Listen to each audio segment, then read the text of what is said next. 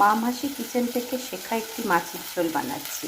মাসিমা বলেছিলেন বড়ি ভেজে নিতে। মাসিমা নিজের দেওয়া বড়ি ভেজেছেন, আমি দোকানের কেনা বড়ি। এরপরে রুই মাছে উনি করেছেন। নাইরুবিতে তো আমরা রুই মাছ পাই না, নাইল পাঁচ পাই, মিষ্টি জলের মাছ এটাও। সেটাকে নুন হলুদ দিয়ে ভেজে রাখছি। আর বলেছিলেন জিরে ও শুকনো লঙ্কাকে জলে ভিজিয়ে শিলনোড়াতে বাটতে হবে। আমার এখানে শিলনোড়া নেই, মিক্সিতেই বেটে নিলাম মাসিমা।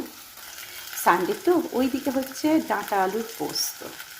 দাঁড়ান দেখাচ্ছি। এই যে এখনো ঝোল আছে, আলুটাও সেদ্ধ হয়নি, হোক ধীরে ধীরে। এইদিকে আমি মাছটা ভেজে নিচ্ছিলাম।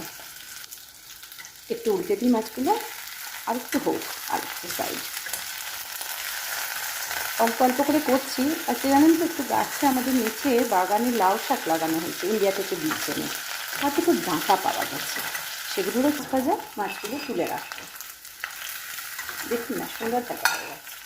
খুব কড়া ভাজাও নয়, আবার খুব একেবারে সাঁতলানো যে সেটাও নয়, মিডিয়াম বলতে পারেন। দুটো সাইডে হালকা করে ভেজে নেওয়া।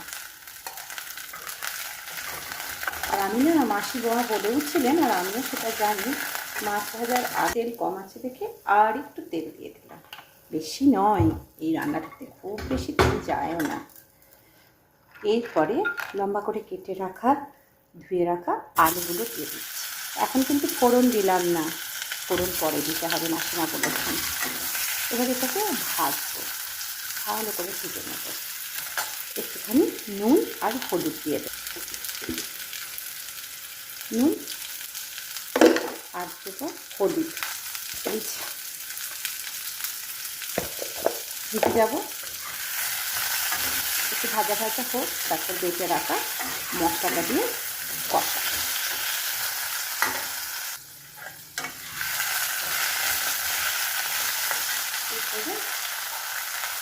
বেটে রাখা জিরে আর ভেজানো শুকনো লঙ্কার মশলাটা দিয়ে আমি একটু জল দিয়ে দিচ্ছি।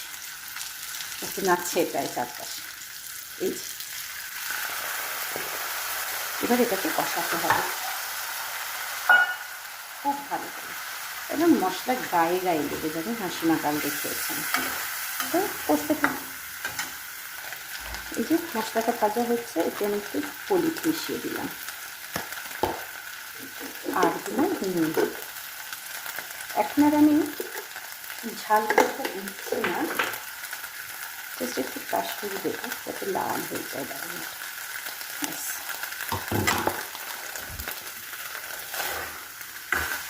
মশলাটাকে খুব করে কষাতে হবে। তাই হয়েই এসেছে, তারপরে জল দিয়ে দেবো, গরম জল দেবো। আর একটু হোক, তেলটা ছেড়ে দিই।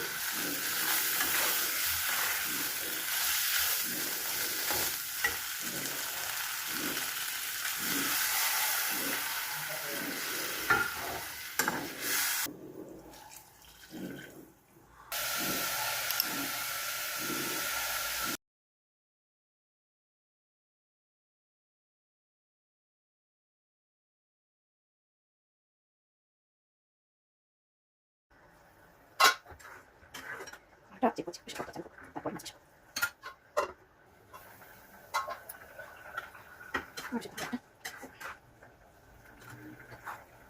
করেছে।